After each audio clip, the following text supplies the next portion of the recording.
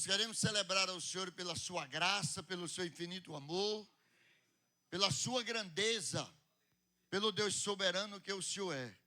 A palavra do Senhor diz: quando tem 2 ou 3 reunidos no meu nome, ali o Senhor está. E Ele faz maravilha no meio do seu povo.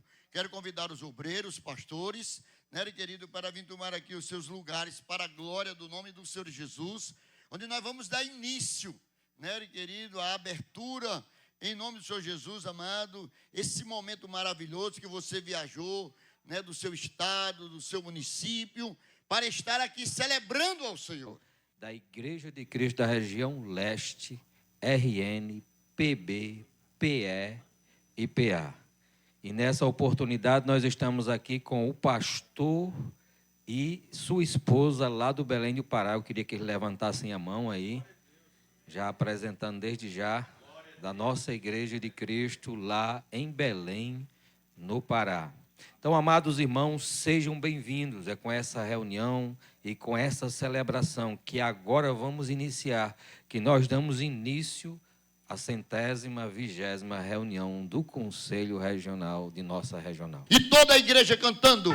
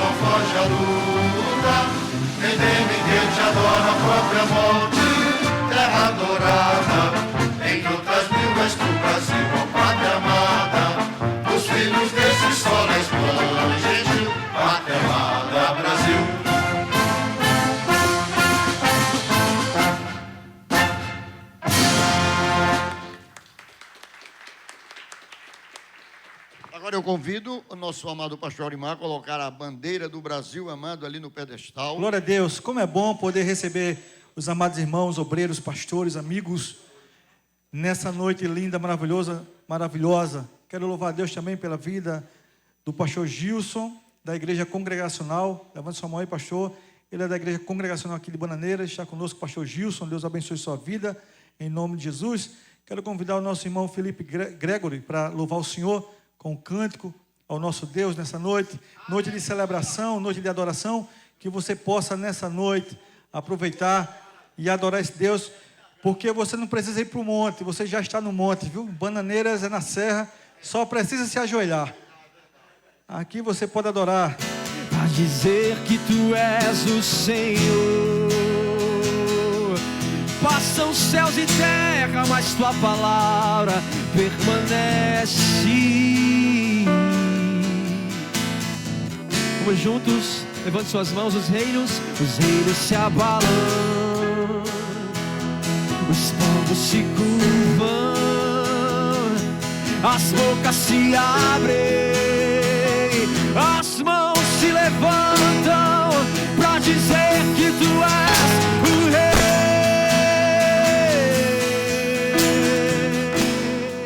para dizer que tu és o Senhor. Queremos o teu nome engrandecer. Canta conosco, igreja. E agradecer-te por tua obra em nossas vidas. Confiamos em teu infinito amor, pois só tu és o Deus eterno, pois só tu és o Deus eterno sobre toda a terra e céu. Do Senhor, quando chegar naquele momento maravilhoso, quando estivermos em encontro com o Senhor. Mas esse versículo traz uma pequena reflexão para a nossa vida, de como está a nossa fidelidade, né? Deus, Ele nos chama a ter uma fidelidade em qualquer momento da vida em que nós estamos passando. A Ele toda a glória, a Ele todo o louvor nessa noite. Graça nós te damos, Senhor, porque até aqui tem nos ajudado, Senhor. Continua fortalecendo o coração do pastor desta igreja e todo o povo de Deus nessa cidade. Aleluia.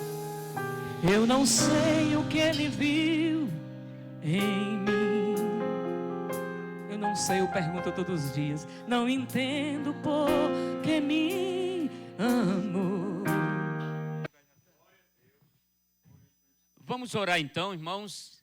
Graça e paz a todos. É um prazer estar com todos vocês aqui aqui em Bananeiras. Deus abençoe vocês. Essa cidade é boa, fria. A minha é mais quente, tá certo? Amém. Vamos orar pelas ofertas e oremos ao mesmo tempo pelo pastor Elias. Grande Deus, nós te louvamos nesta noite e te agradecemos de maneira toda especial por cada um, ó Deus, daqueles que aqui estão, que já chegaram, ó Deus, e que estão conosco para adorar o teu santo nome. Nós te pedimos, Senhor, nesta noite, pelas ofertas levantadas, Pai querido, cada um daqueles que colocaram a sua oferta, aqueles que ainda vão ofertar de alguma maneira, Deus, toma o primeiro lugar na vida de cada um. O teu filho, pastor Elias, que está aqui na responsabilidade de trazer a tua mensagem, a tua palavra. Abençoa, Deus, tomando o primeiro lugar, que a tua palavra venha de encontro aos nossos corações e que o teu Espírito Santo possa falar nesta noite por meio da tua palavra. Nós te louvamos pelo teu filho, te louvamos, ó Deus, pela diretoria que já está aqui conosco, alguns irmãos da diretoria, ó Deus, o nosso presidente, o pastor Klebe, cada um de nós que aqui estamos, para a honra e glória do teu nome. Pedimos pelo teu filho, toma o primeiro lugar no nome de Jesus. Amém. Quero saudar todos na paz do Senhor Jesus, amém? Fica de pé aí, só para a gente abrir em Tito. Epístola de Paulo a Tito, capítulo 2, versículo 15. Tito, capítulo 2, verso 15. Para quem tem dificuldade, Tito é antes de Hebreu, né? Um pouquinho antes, que é um livro maior. Timóteo, 1 Timóteo, 2 Timóteo. Tito capítulo 2, versículo 15.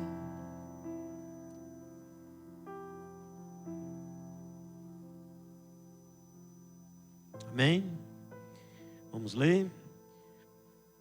Fala disto, e exorta, e repreende com toda a autoridade. Ninguém te despreze. Você pode dizer comigo? Ninguém te despreze. Mas assim não, né? Vamos lá. Ninguém te despreze. Amém? Pode citar, irmãos. Glória a Jesus. Paulo escreveu esta carta a Tito. E algo me chamou a atenção, foi justamente essa palavrinha aí, essas 3 palavras.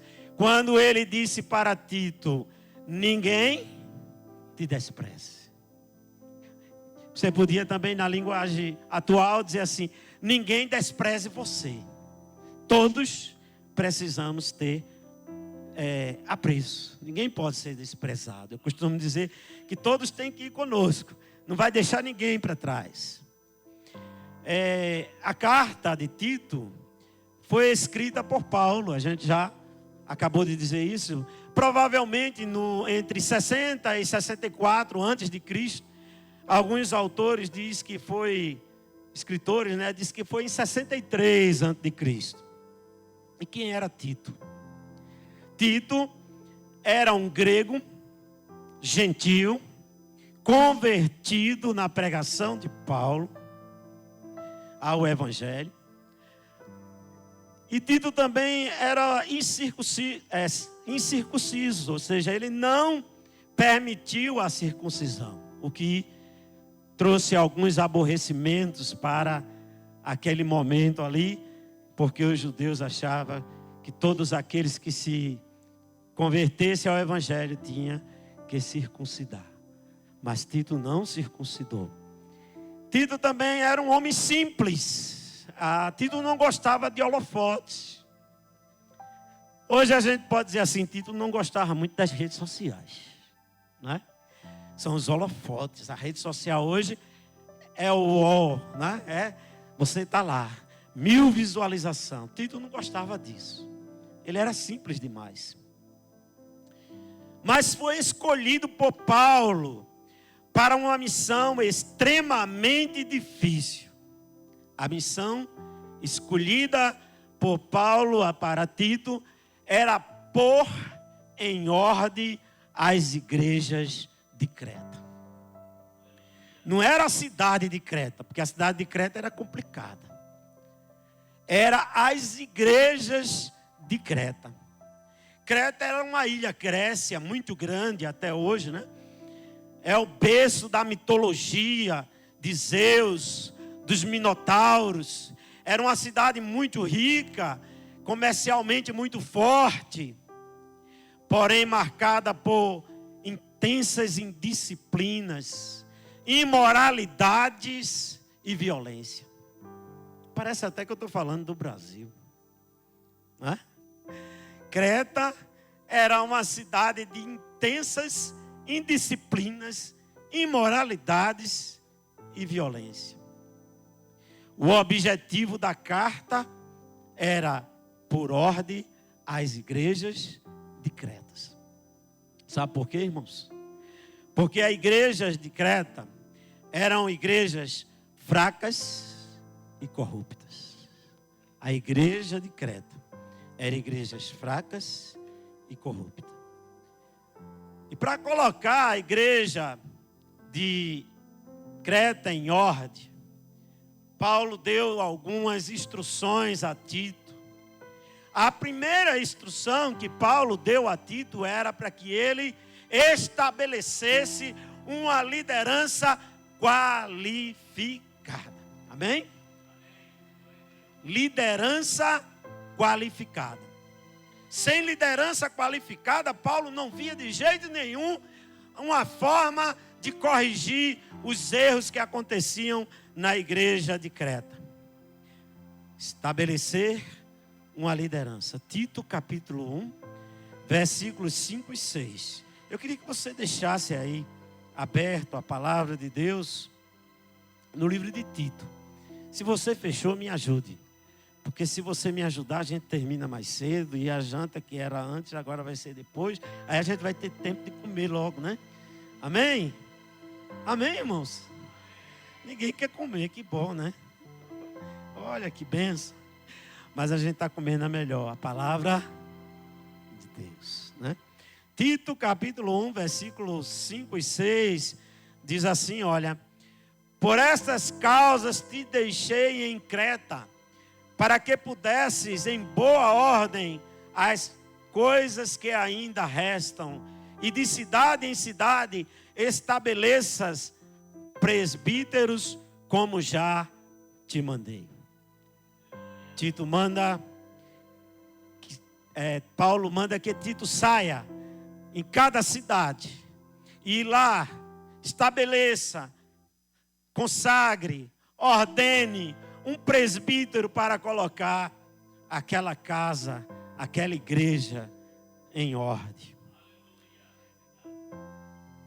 A primeira característica daquele obreiro, que Paulo disse assim, olha, Tito, você não vai conseguir sozinho, é muito difícil. A cidade é grande, é muito rica, é muita imoralidade, as igrejas estão em pedaços. Você precisa de ter gente para fazer esse trabalho com você, amém? E é justamente aqui, ó, a igreja de Cristo só cresce porque cada dia tem mais um nas fileiras para estar ali fortalecendo o trabalho, organizando esse trabalho, abençoando as igrejas, corrigindo os erros que elas precisam ser corrigidas. A primeira característica desse obreiro não poderia ser qualquer um, não poderia ser qualquer pessoa. Tito não ia pegar um Zé Ninguém e colocar assim, ou uma pessoa pecadora, ou uma pessoa que não tivesse vida. Ele queria pessoas o qual tivesse compromisso com o cristianismo, compromisso com Deus, amém? E a primeira característica está no capítulo, versículo 6. Ele diz, aquele que for, o quê? Irrepreensível. A gente olha essa palavra e fica dizendo assim, que será irrepreensível? Não é uma pessoa que não tenha pecado, porque eu tenho pecado, você tem pecado, os pastores têm pecado. É uma pessoa que não evita pecar. Já começa por aí. Irrepreensível é viver evitando o pecado. Irrepreensível não é ser motivo de escândalo para a igreja do Senhor. Olha, Tito tinha que procurar um homem comprometido com Deus, que não quisesse estar pecando, que não fosse escândalo e tropeço para aqueles que estavam dentro da igreja. Outra característica está também no versículo 6. Marido de uma mulher, que tenha filhos fiéis, que não possam ser acusados de dissoluções, nem são desobedientes. Porque convém, versículo 7, que o bispo seja irrepreensível. Novamente Paulo, Tito, Paulo diz para Tito, que seja irrepreensível. Como dispenseiro da casa de Deus. Não soberbo, nem iracundo, nem dado ao vinho, nem espancador, nem cobiçoso, de torpe ganância. E eu peguei aqui algumas coisas que ele diz no versículo 7. Que não seja orgulhoso ou arrogante. Esse homem, Tito, ele não pode ser arrogante. Ou seja, ele não pode se achar superior a ninguém, e muito menos a Deus. essa foi uma das características fortes que Paulo disse para Tito. Olha, esse homem que você vai botar nas igrejas, esses presbíteros que você vai constituir, que você vai consagrar, você tem que olhar se ele é arrogante. Porque se ele for arrogante, não me serve. Ele não pode se achar superior, nem a outras pessoas e nem a Deus. Eles não podem ser irascível, ou em outras palavras, no 7, né? Diz assim, iracundo. E o que seria isso? Eles não podem ser propenso à ira. Eles não podem ser propensos à irritação. Eles não podem ser propensos a temperamentos explosivos. Amém? Esse obreiro não pode ser explosivo. Ele tem que ter controle.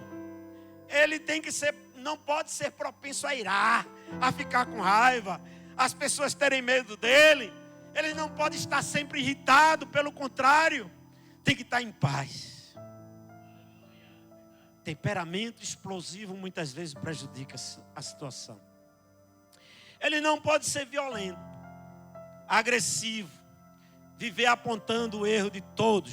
É isso que quer dizer violento.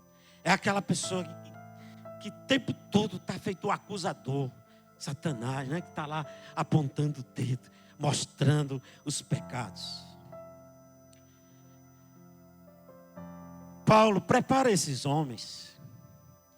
Prepara esses homens com essas características. Porque se tu fizer assim, tu vai conseguir consertar as igrejas de Creta. Tito, capítulo 1, versículo 10. Tito 1, 10, que diz assim: porque há muitos, o quê? Desordenados, faladores, vãos, enganadores, principalmente os da circuncisão. Versículo 11. Os quais convém o quê? Os quais convém o quê? Tapar a boca desses homens. São hereges. Homens que transtornam casas inteiras, ensinando o que não convém, por torpez, ganância, né? Então aí está a característica das pessoas, dos presbíteros consagrados por Tito, as características que eles iam enfrentar. E Paulo diz assim: olha, enfrenta de cara, enfrenta mesmo, porque senão você não vai conseguir. Essas pessoas eram insubordinadas. Essas pessoas não se submetiam a nenhuma autoridade dentro da igreja, nem da liderança. Essas pessoas eram muito menos, muita dificuldade de atender às normas da igreja, da palavra de Deus e da disciplina da igreja. Eles eram hereges, faladores, frívolos. Você sabe o que é isso? Eles entravam na igreja e provocavam meio mundo de transtorno. Aí a palavra diz assim: eles levavam até famílias inteiras ao erro, conduzia, influenciava ao erro. Eles pregavam um sincretismo religioso, né? Todas as religiões estão certas, tudo está certo. O hinduísmo, né? O egípcio, o oriental, ele pregava, ele saía juntando as religiões egípcias, orientais, hindus, gregas, judaica, e dizia que tudo estava correto, que todo mundo podia viver bem, porque o Deus era um só. Mas eles tinham outra coisa muito mais perigosa e que contaminava a igreja. Ele dizia que a salvação se conseguia através do conhecimento. Salvação se alcança através de quem? De Jesus. Mas ali aquela igreja era contaminada por essa doutrina. Aí Paulo diz assim: olha, Tito, você tem que fazer esse povo calar. Eles não podem continuar falando e contaminando famílias inteiras e levando pessoas para a sua filosofia humana, mas é preciso calar.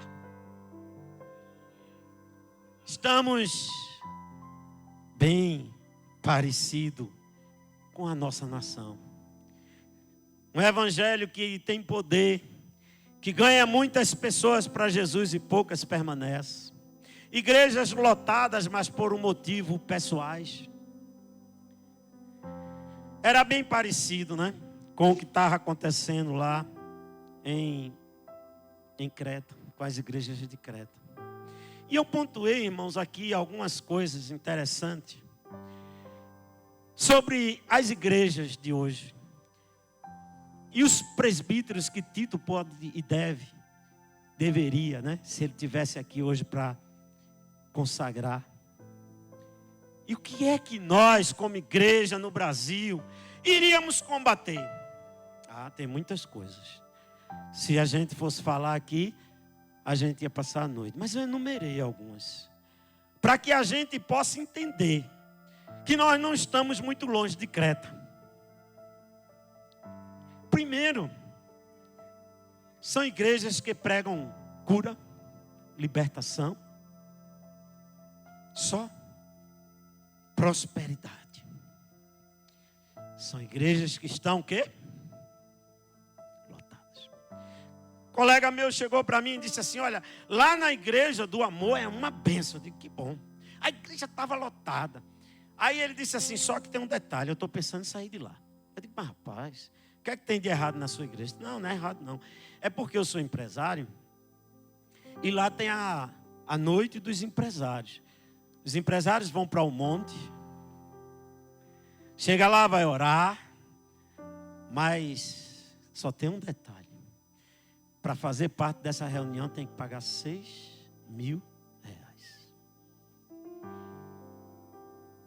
Igrejas que proclamam só pensam em dinheiro, só prega a cura, só prega a prosperidade, libertação. Temos que encarar isso de frente. Igrejas que têm vergonha de andar com a palavra de Deus. Eu me lembro que quando eu era jovem, os jovens tinham tanto receio de andar com a Bíblia. Aí meu menino comprou uma Bíblia desse tamanho aqui. Eu disse: cadê tua Bíblia? Está aqui. Aí eu digo: mas por que não anda com aquela outra que eu lhe dei? Não, é muito grande. Hoje ninguém anda mais nem com a Bíblia. A Bíblia está onde?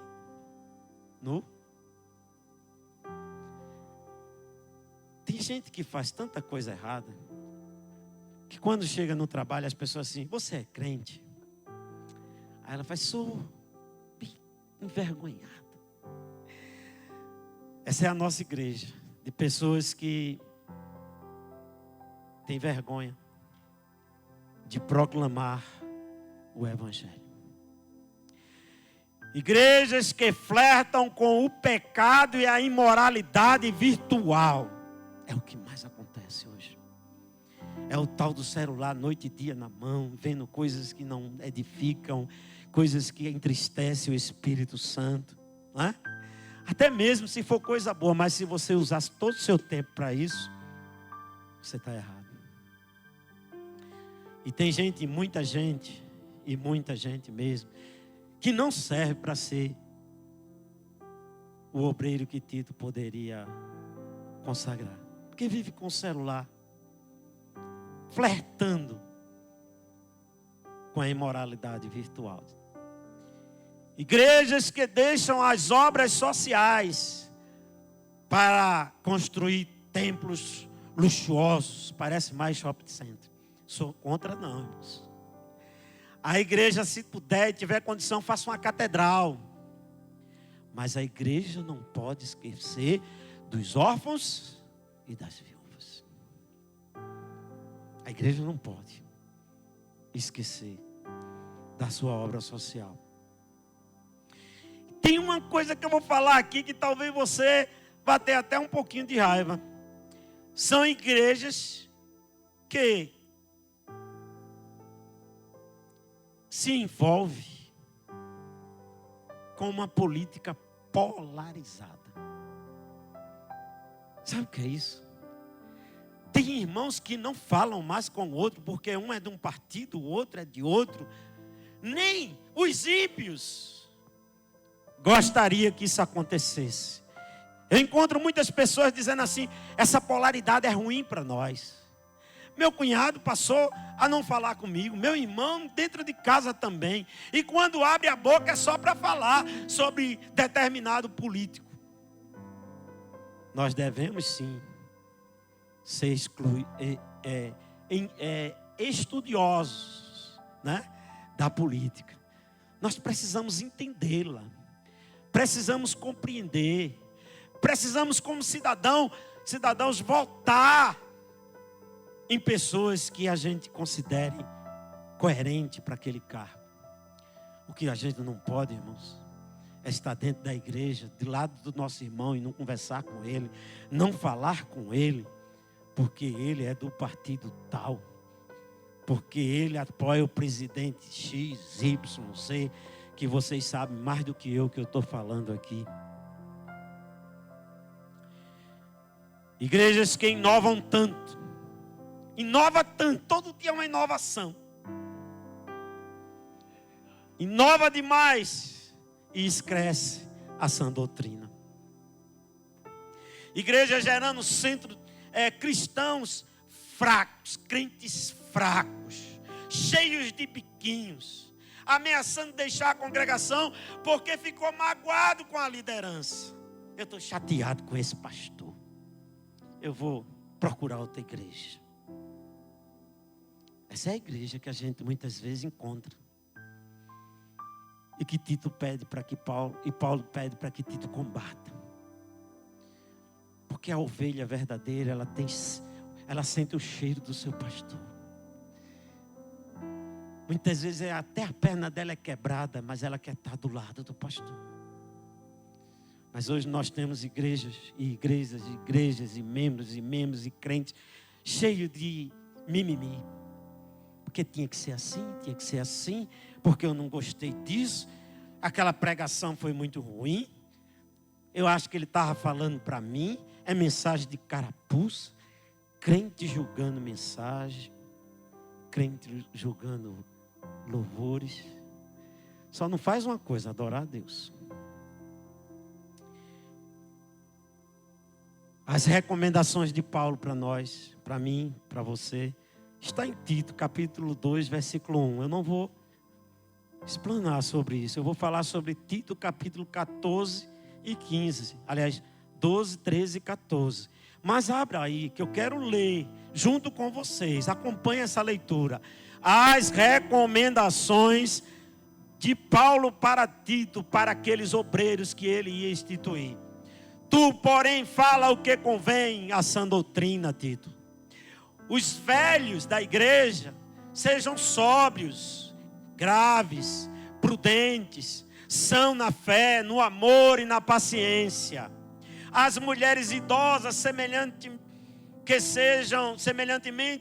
sejam sérias no seu viver, como convém às santas, não caluniadoras, não dado a muito vinho, mestre do bem, para que ensine as mulheres novas a serem prudentes, a amarem seus maridos, a amarem seus filhos, a serem moderadas, castas, boas, donas de casa, sujeita ao seu marido, a fim de que a palavra de Deus não seja blasfemada.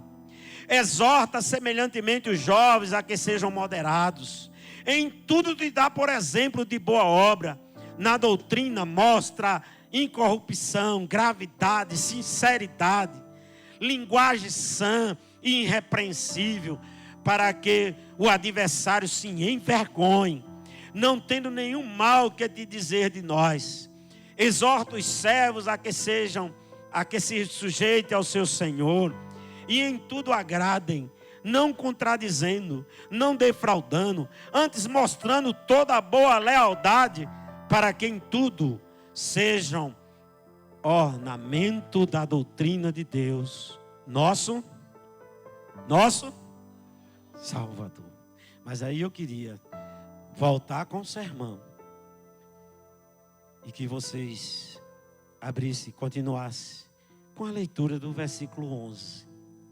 Versículo 11 diz assim: porque a graça de Deus se há manifesta, trazendo salvação a todos os homens, ensinando-os que, renunciando à impiedade, às concupiscências mundanas, vivam neste presente século, o quê? Sóbrio, justo e piamente. A graça é o instrumento que salva, a graça que salva, a graça salvadora. A gente só está aqui porque a graça de Jesus nos alcançou, através de Cristo Jesus. É o próprio som da salvação, é a graça. E onde abunda a graça? Onde abundou o pecado? Superabundou a graça. Mas isso é uma responsabilidade tão grande, meus queridos. Porque Paulo fala para Tito aqui de outra graça, de outra função, aliás, da graça. A graça pedagógica, versículo 12. Ensina-nos. A graça ensina-nos que, renunciando à impiedade. Vocês sabem o que é impiedade? Piedade é você desrespeitar, desprezar as autoridades e a vontade de Deus. A graça, ela combate, ela nos ensina a reprovar, a rejeitar o desprezo à vontade de Deus. Ele diz também que a graça nos ensina a rejeitar as paixões mundanas. Que seria isso? São desejos desordenados de prazer. E prazer não é só sexual. Prazer tem vários tipos. O prazer de comer, não é? O prazer de beber, o prazer de ser alguém, o prazer de ser melhor do que alguém. E ele diz assim, olha, as paixões mundanas é um desejo desordenado de prazeres e de poder. Esses homens, Tito, não podem ter esse tipo de prazer. O prazer de poder e possessão material. Mas muitas igrejas temos. Eu vi um programa de televisão um dia desse, dizia assim, o pastor, não vou dizer o nome, não vou dizer a igreja, mas ele dizia assim, eu já disse aos meus obreiros, se esse ano não trocar o meu avião, eu saio da igreja. Aí eu estava dizendo, pastor Arival, a gente passou tanto tempo para comprar um carrinho, não foi, pastor? Tanto tempo para comprar um carrinho para a região. E tem gente aí preocupada em trocar o avião. Tem gente aí preocupada em que o salário aumente. É muito pouco. A igreja podia me pagar mais. Isso chama-se possessão material. Desejo desordenado. Quando eu era criança e adolescente, o meu pastor chamava-se Valdivino Ribeiro Shoa. Quando ele sabia que a igreja ia se reunir para melhorar um pouquinho o salário dele, ele ficava uma fera. Mas eu não quero que você seja assim, não é isso? Não é isso que eu quero, que os pastores recebam miseravelmente um salário que não dê nem para comer. Mas as impiedades mundanas é aquela que a gente acha que a igreja sempre pode dar mais. Você nunca está satisfeito. Chama-se prazer incontrolável. Não é prazer. O prazer é bom, mas o prazer desordenado é terrível. John Stott diz que a graça de Deus nos ensina a renunciar à impiedade. Impiedade que a gente falou agora. Você renuncia à impiedade para abraçar a piedade. Ele diz que renunciar ao egoísmo, a gente precisa renunciar ao egoísmo para abraçar o autocontrole. Renunciar ao caminho desonesto, a um tratamento justo para todos. E como ele tem razão nisso. Eu quero encerrar. Eu sei que já passei dos meus limites, mas eu queria tecer alguns comentários. Você sabe o que é justiça? Justiça é ter o outro sempre maior do que você. Justiça é respeitar o mais humilde ou o mais alto. E tem uma coisa que eu vou dizer agora. Paulo disse para Tito que aqueles obreiros tinham que ser justos. E eu quero dizer uma coisa para vocês. Justiça começa de casa. Justiça começa lá na minha casa. Se a minha esposa estiver falando mal de alguém ou do pastor, eu já começo a... Opa, e não. Justiça começa com seus filhos. Às vezes somos justos demais e arrogante demais, e irritado demais com o irmão da igreja. Mas não temos essa mesma medida para dentro das nossas casas. Tito capítulo 2,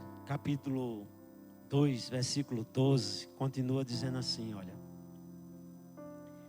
Ensina-nos que, renunciando à impiedade e às concupiscências mundanas, vivamos neste presente século. 3 coisas que ele disse que a gente deve viver.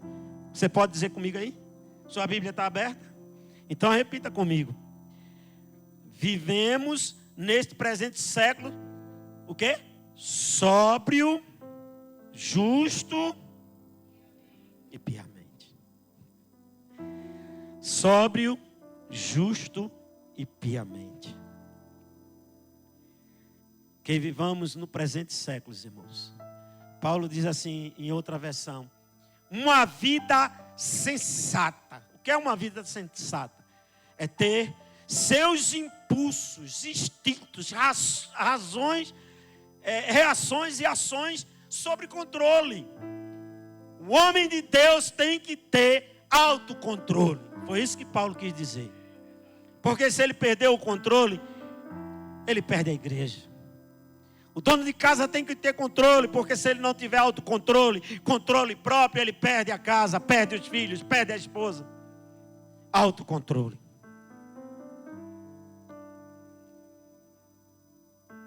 Paulo disse: esses homens têm que ser sensatos. Eles têm que ter dominado os seus impulsos, seus instintos, suas ações. Porque você pode jogar um trabalho de 10 anos em 1 minuto só no lixo, se você não dominar a você mesmo, as suas ações, as suas reações. Pense nisso. Uma vida justa, já falei, é o nosso relacionamento com os outros. Se você quer justiça, a primeira pessoa que você tem que fazer, a primeira coisa que você tem que fazer é honrar o outro. Isso é justiça. E não colocar-se acima do outro. E nem tentar diminuir o outro. 3 coisas que é justiça. É se relacionar bem com o outro.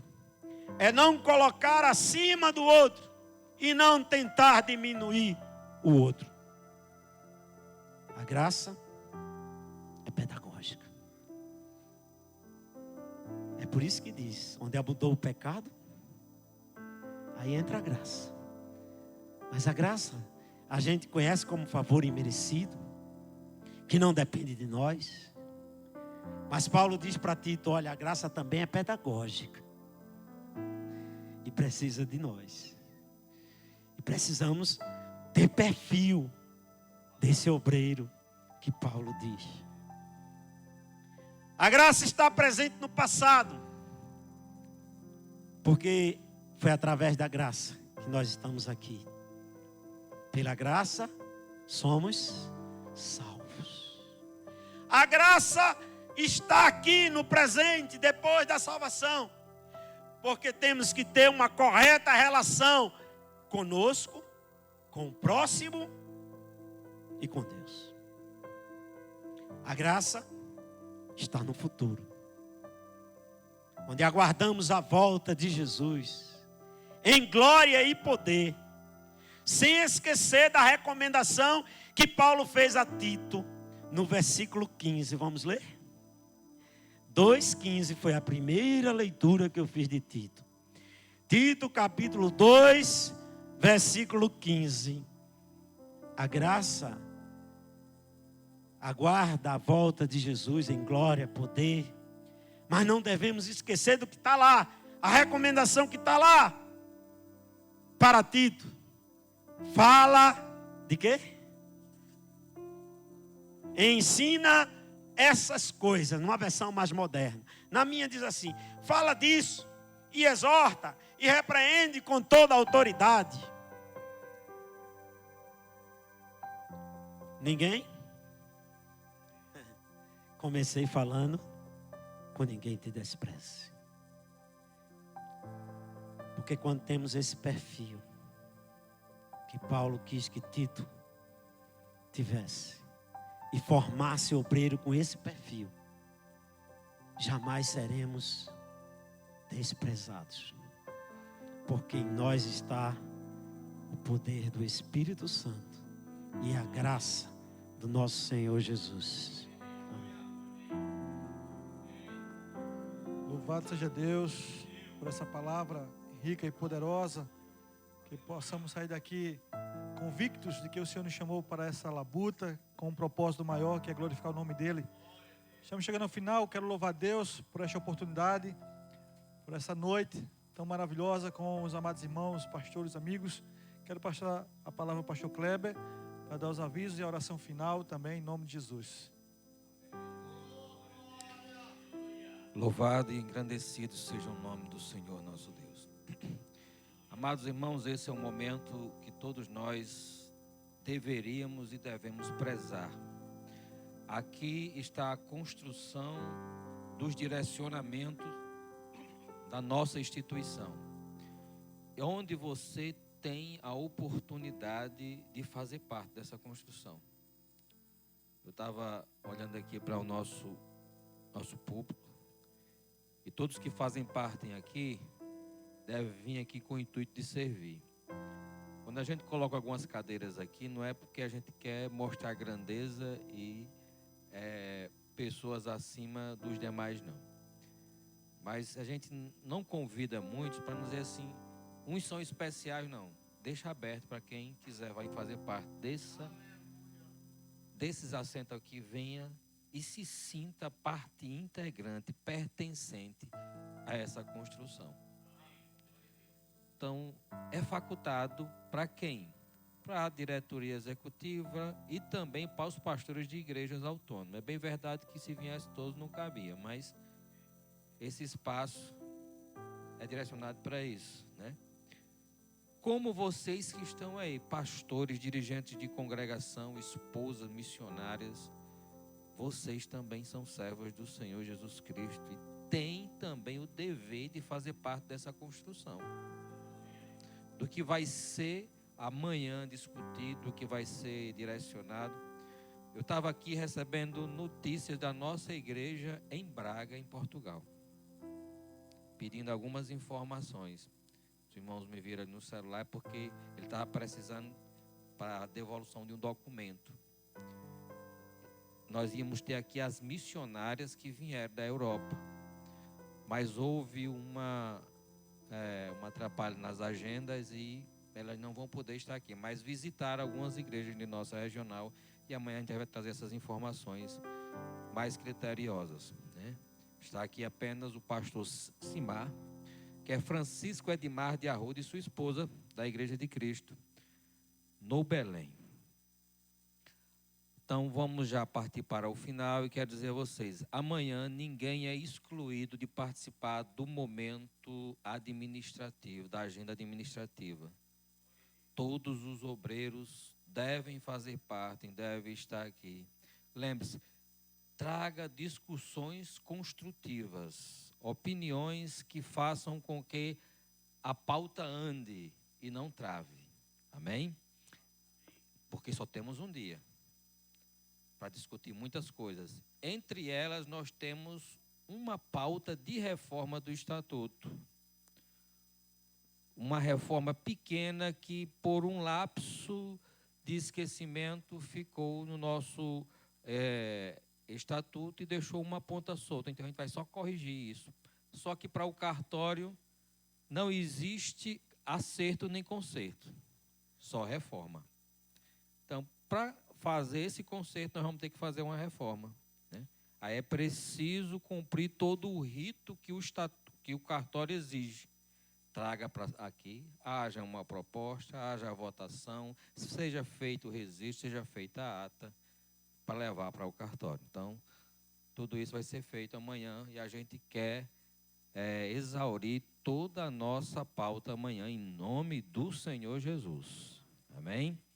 Então, vamos começar pelo café da manhã, às 7 horas, das 7 às 8.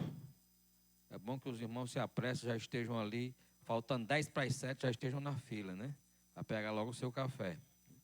De 8 horas, nós vamos começar um devocional, também com uma reflexão, para se mais tardar às 9 horas nós começarmos nossa pauta administrativa durante todo o dia de amanhã, com a pausa para o almoço, e queremos mais tardar às 17 horas encerrarmos a pauta administrativa e já nos prepararmos para o culto à noite, onde estaremos encerrando este momento e celebrando a Deus por mais um momento que caracteriza a unidade de nossa regional. É nessas reuniões, amados irmãos, onde você pode trazer seus relatórios resumidos, e aquilo que a gente não puder resolver aqui, nós vamos elaborar uma comissão que possa tratar dos assuntos mais críticos e mais difíceis. Amém? Então, essa é a nossa programação. Já declaramos aberta a nossa 120ª reunião do Conselho Regional da Região Leste, RN, PB, PE e PA. Amém? Fiquemos de pé, vamos encerrar com uma oração e eu peço... Antes da gente orar, eu quero só dar um aviso. Quando a gente sair daqui, a gente vai para a janta. As salas estão abertas. Eu peço que cada um dos amados pegue uma cadeira e coloque lá no refeitório, porque se cada um fizer, você traz a cadeira, coloca lá e já deixa, porque já serve para amanhã, tá certo? Então cada um vai e pega a sua cadeira, tá certo? Amém. Ficou entendido aí, irmãos? Está nas salas. Pega uma cadeira, deixa a cadeirinha lá que já vai servir para você durante o dia. Lembre-se que amanhã, quando terminar a última refeição, lembre de levar de volta, né? Para ficar arrumada a escola e assim facilitar o trabalho dos irmãos que vão entregar a escola à administração. Amém? Vou chamar aqui o nosso vice-presidente, o pastor Erinaldo Veríssimo, para fazer essa oração encerrando. E o pastor Arival Rocha, esse velhinho, para impetrar a bênção apostólica. Amados, nós louvamos a Deus por este momento maravilhoso, né, querido? Vamos orar, encerrando, agradecendo a Deus, e que Deus, amado, nos dê um bom apetite na janta para a glória do Senhor. Pai, em nome do Senhor, nós queremos celebrar a Ti, ó Deus, por este momento, pelos louvores, a palavra ministrada, Senhor amado, e a preparação agora para a janta. Ó Senhor, nos leva para jantar no nome do Teu Filho Jesus Cristo. Nós te agradecemos pela bênção em nome do Pai, do Filho e do Espírito Santo. O que é igreja? Amém. Oh, aleluia. Que o amor de Deus, o Pai, a graça do Senhor Jesus Cristo e as consolações do Espírito Santo de Deus seja com todo o povo de Deus hoje e para todo sempre. Amém. Deus abençoe.